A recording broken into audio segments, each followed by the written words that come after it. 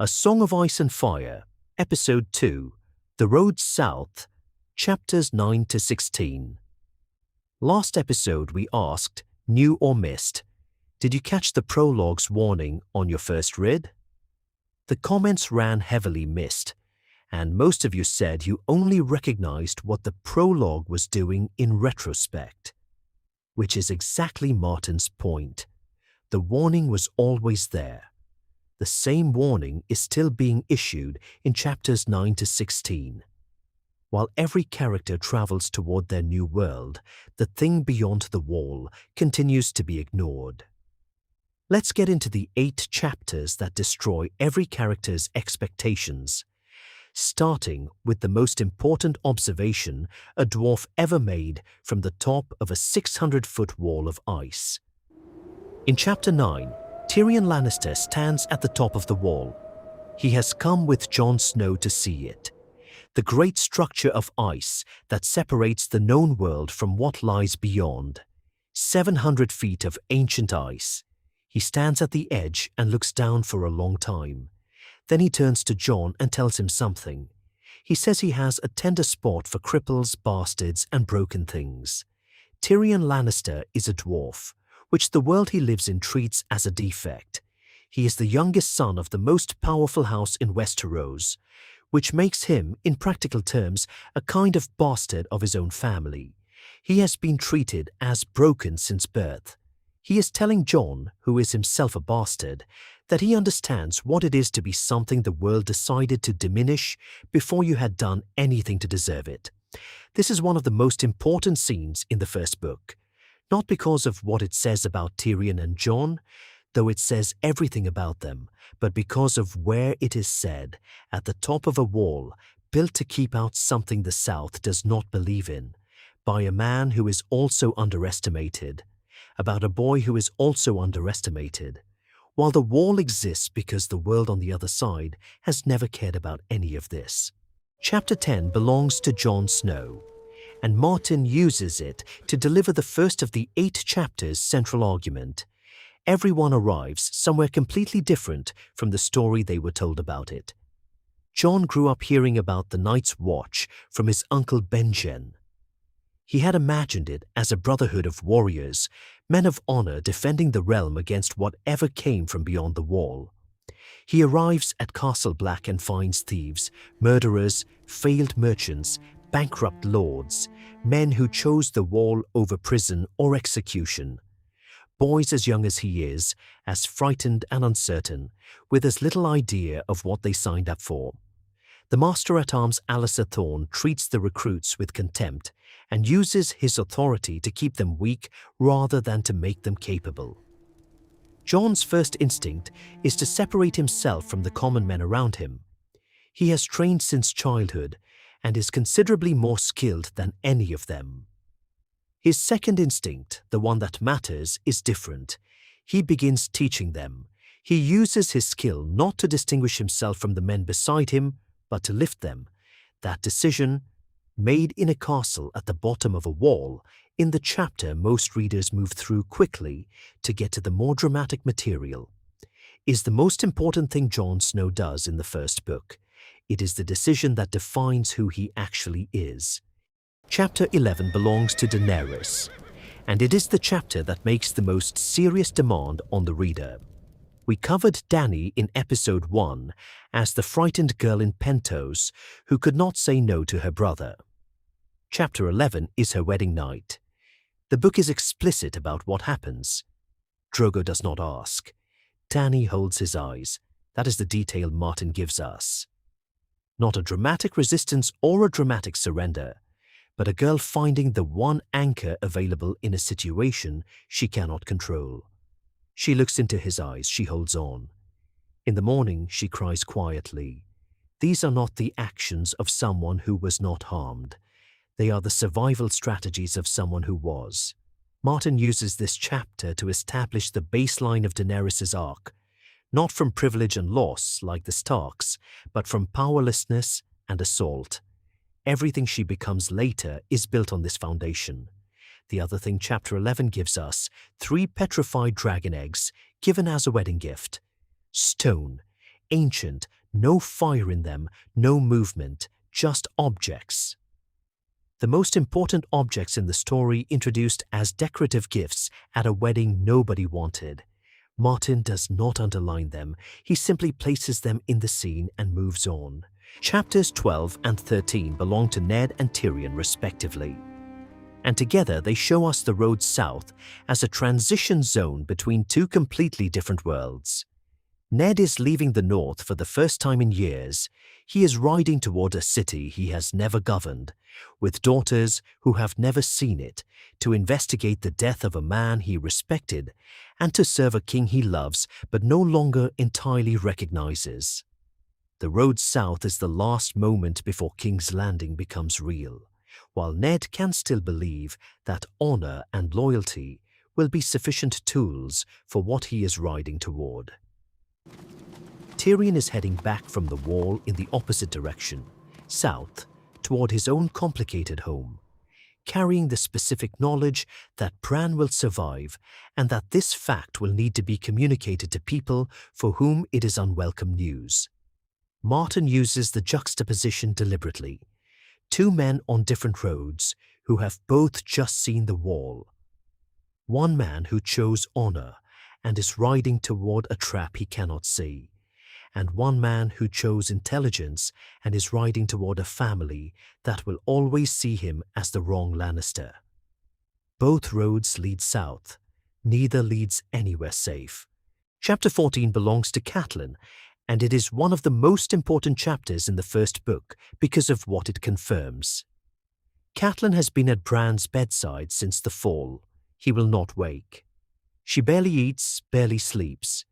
She is performing the specific vigil of a mother who cannot accept what is happening by refusing to move away from it. Then the fire starts in another part of the castle, a fire designed to draw everyone away, and a man comes into Bran's room with a knife. Catelyn fights him with her bare hands. She grabs the blade. The blade cuts her palms to the bone. She holds on. Bran's direwolf Summer comes through the window and kills the assassin. The man is dead. Catelyn's hands are bleeding, and in the dead man's possession is a dagger of Valyrian steel, a weapon so valuable that it eliminates any possibility this was a random robbery. Valyrian steel daggers do not belong to hired assassins. Someone sent this man, someone powerful enough to commission the weapon and willing enough to use it. The Lannisters pushed Bran from that tower. They sent this man to finish the work. Catelyn puts the dagger in her cloak and starts making arrangements to go south. She has her evidence, she has her conclusion, and she is right about the conclusion and wrong about which Lannister owned the dagger. And that specific error will cost everyone enormously.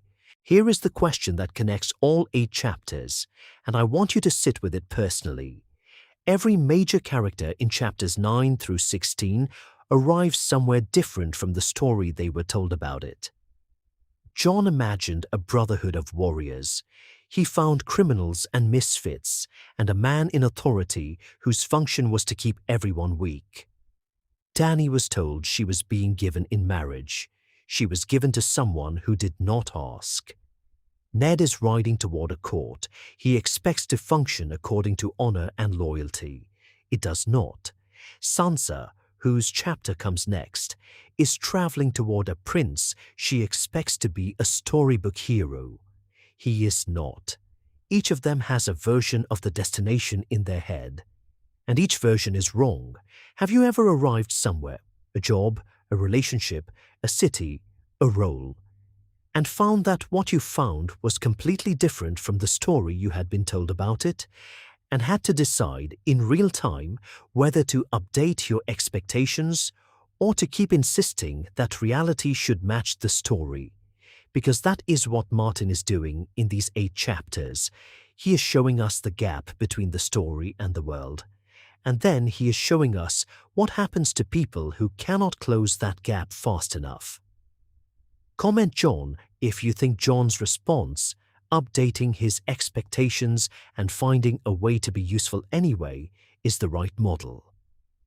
Comment Danny if you think Danny's response, holding on, surviving, waiting for the moment to change, is the deeper one. Chapter 15 belongs to Sansa, and Martin uses it to introduce the most complex arc of the first book, which is not the arc most readers identify as complex. Sansa Stark has grown up on stories. She believes in songs. She knows how the story is supposed to go. The beautiful highborn girl, the handsome prince, the songs that tell you how it ends. She is on the road south with Prince Joffrey, who is handsome and charming when he chooses to be. She is, at this stage, completely wrong about him. Not in the way that is silly or naive, but in the way that is inevitable for a girl of her background, her education, and her age, who has been handed exactly the situation the songs say should lead to exactly the outcome the songs promise. Martin is not mocking Sansa's beliefs. He is showing us how those beliefs were formed and by what they will be tested. The direwolf lady is with her.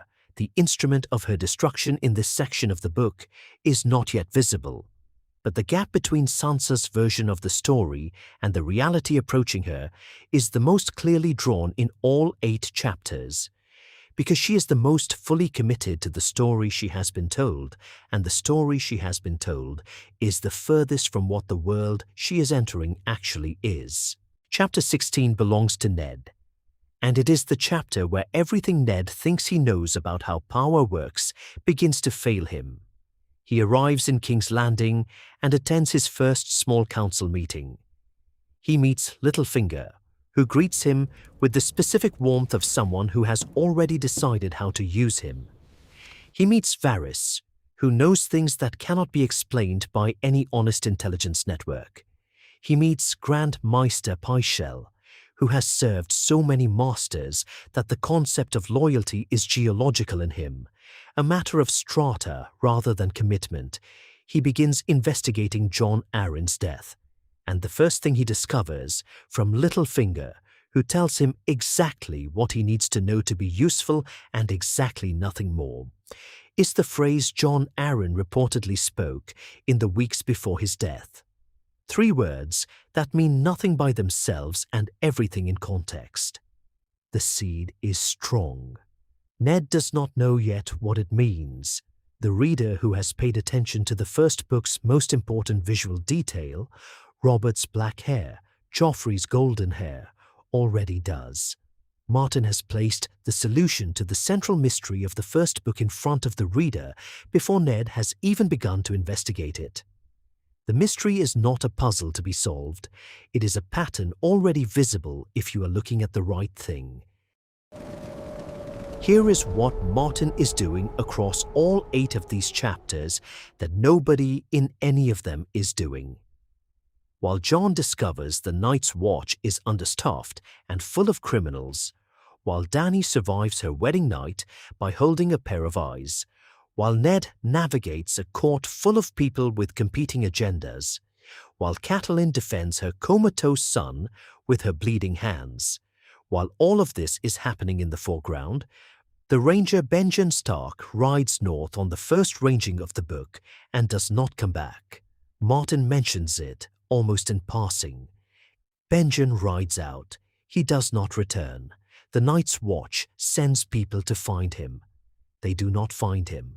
And in a book where every chapter is constructed around someone arriving somewhere different from the story they were told, the man who rides north to the thing everyone else is ignoring simply disappears. The prologue warned us. The Wall knows. Jon is there but is being used by the Night's Watch for kitchen duties. The South does not believe it. And the thing that does not care whether the South believes it continues to not care. Martin began the book with that warning. 8 chapters later, it has not changed. It has simply become more urgent. 8 chapters, 4 story worlds, 1 argument. Martin uses chapters 9 through 16 to do something that looks like plot advancement and is actually a philosophical demonstration. He shows us, character by character, what happens to people when the world they arrive in does not match the story they were told about it. Jon updates his expectations and finds a way to be useful. Dany survives by finding the one anchor available in an uncontrollable situation. Ned arrives in a court full of people operating from agendas he cannot read and begins trying to solve it with the tools that worked in Winterfell. Catelyn discovers that the conspiracy she suspected is real, reaches the wrong conclusion about which Lannister is responsible, and begins acting on that wrong conclusion. And Sansa is still in the story she was told, still believing in the prince. The direwolf is still alive. The gap between her version of the story and what is actually happening is still closable. For now, subscribe to Powerlines, comment Jon or Dany. And next episode, the web begins to tighten. Ned gets deeper into the investigation. Catelyn arrives in King's Landing with the wrong Lannister's dagger. The Hound, the Mountain, the tournament that reveals what King's Landing actually runs on. And Martin begins doing to the character you most trust exactly what he spent 8 chapters preparing you for. Episode 3 of the A Song of Ice and Fire series drops next week.